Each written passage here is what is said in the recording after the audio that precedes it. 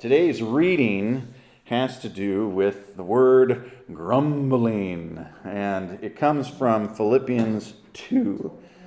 If you want to, you can flip to Philippians 2. This is Philippians 2, verse 14, which says this. It says, "Do all things without grumbling or disputing.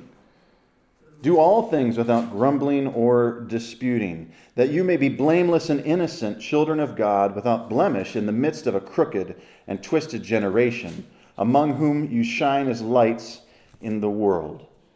To grumble, I need to hear this every day. Because to grumble means to grumble, almost like onomatopoeia, grumble, grumble, grumble, grumble, talk under your breath, murmur, grumble. Or even to, here's where I'm really good. I don't necessarily go too much, but I do this. Oh, that's me. I'm a sigher. I like to sigh. Now, if I go just before Philippians 2:14, in verse 12, it says, "Therefore, beloved, as you have always obeyed, so now obey, not only as in my presence, but much more in my absence. Work out your own salvation with fear and trembling." In other words, your daily walk with God, do so with fear and trembling. Be aware of what you're doing and what you're saying. "For it is God who works in you, both to will and to work for his good pleasure." That's the secret to not grumbling, is to remember that all things are in the control and in the hands of our sovereign God.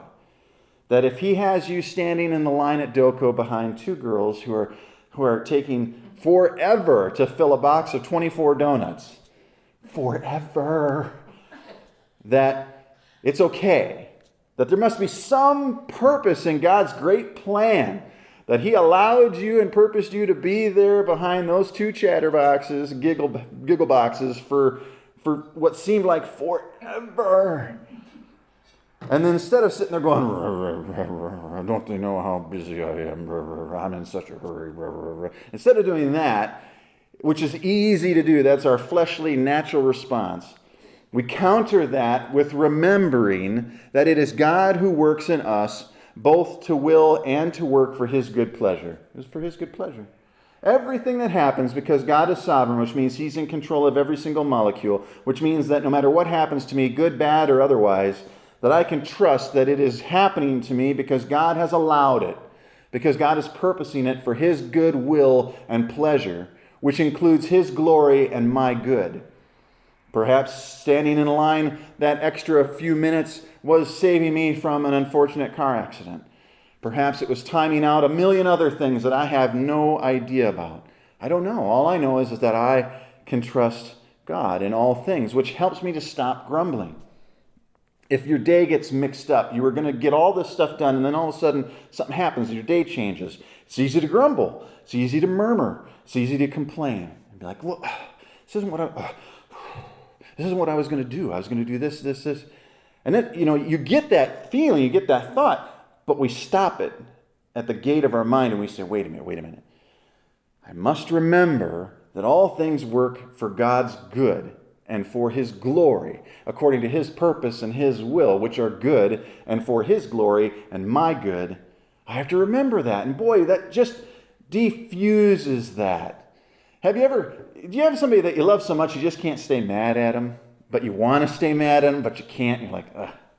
That's one of the things I love about Tiffany, is that I can get mad sometimes, and she can just give me this. There's a particular look that she'll give me, and I can't stay. I'll just laugh. I can't stay mad, and it goes vice versa. And I just love that. It just diffuses it. Like, it's helpless against it. And that's the same idea here with grumbling and murmuring and complaining. We remember that, and it diffuses it.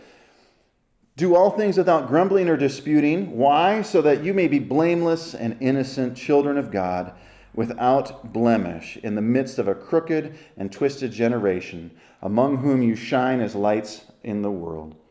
Certainly, if we react differently to common situations in our day-to-day lives, certainly the world around us will take notice and wonder why. And when they wonder why, we give them the reason why, which is Christ. And then we are able to tell them even more about Christ and explain the gospel.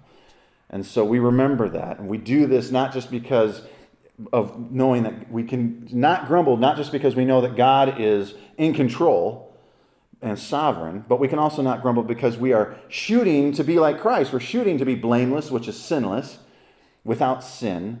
And we're shooting to be upright, that we be blameless and innocent.